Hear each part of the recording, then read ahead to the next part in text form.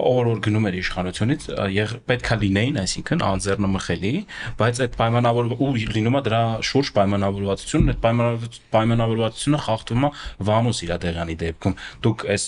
պայմանավորվածությունից կամ այս իրադարձությունից ինչ որ բան տեղյակ եղել եք, թե չէ։ Տեղյակ եղել եմ, այո, պայմանավորվածություն եղել է, որ այն մարդիկ, որ գնում են, իրենք նախկինում ունեցած հակադրությունների համար պատասխան չպիտի տան, այդ թվում նաև խնդիրը վերաբերվել է Վանո Սիրադեղյանին եւ Վազգենի պարագայում այդ խնդիրը բացարձակ չկար, առավել եւս երբ ինքը քաղաքապետարանում էր, հետո դուրս գալուց հետո, երբ որ այդ սկսվեց իր նկատմամբ որոշակի բաները ու երբ որ այդ խնդիրներն առաջացան, ինձ նշանակելու առաջին հենց օրը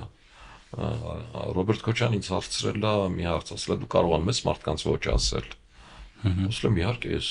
մեծ գործանի տնօրեն եմ 2000 մարդ աշխատում եմ գործանում, չես կարող բոլորին այո ասել։ Երկրորդ հարցն եղել է այս, իսկ դու կարող ես Վանոյին դատել։ Ռոբերտ Քոչյանը ձեզ ասեց։ Այո, ինձ տված երկրորդ հարցը այդ է եղել։ Ասել եմ, ես ինչքան գիտեմ, գործադիր իշխանությունը դատական իշխանություն չի, եւ այդ խնդիրը իմ խնդիրը չի, բայց եթե պարզվի, որ Վանո Սիրադեղյանը մեղավոր է կամ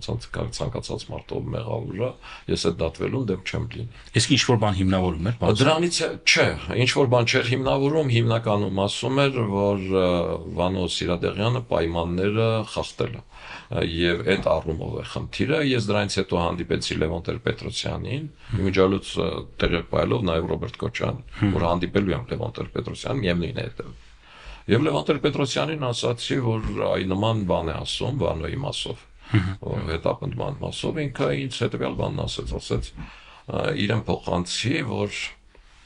եթե իրենք Վանոյին կալանավորեն, Վանոն ամեն ինչ կասի բան կալանավորման պարագայում, ինչը ոնց է եղել, դրանից հետո դատարան կգա Բաբիկը ու քարի վրա չի մնա։ Բաբկեն Արաքցյան, Բաբիկ ինքն ասում էր Բաբկեն Արաքցյան։ Դրանից հետո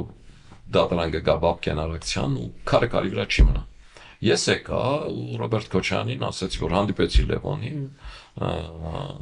Վանոյի հարցով էր, ասեցա ինչ ասաց, որ Վանոն խոսելու է, բերանփակ չի պահելու, դրանից հետո դատան է գալու Բաբիկը ու քարի վրա չի մնալու։ Ռոբերտ Քոչյանը սպիտակեց մի անգամից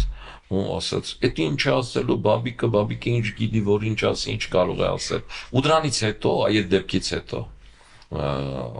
Ռոբերտ Քոչյանը Վանո Սիրադեղյանի մասով իմ հետ չի խոսել։ Վանոն իրիկուններ գալիս էր մեր տուն։ Ինձ ասում էր դու օգնած մարդ ես, դու մին նստի, դու գնա քնի։ Ինքը մամայիս հետ նստում էր երկար, մորս հետ լուսակի երկար նստում էր։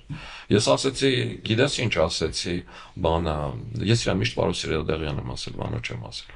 Ասեցի, գիտես ինչ, պարոն Սիրադեղյան, էլի քո հարցի այս բանն են դարձրել, այսպես պատմություն է եղել Լևոնի բանի հետ։ Ուզում եմ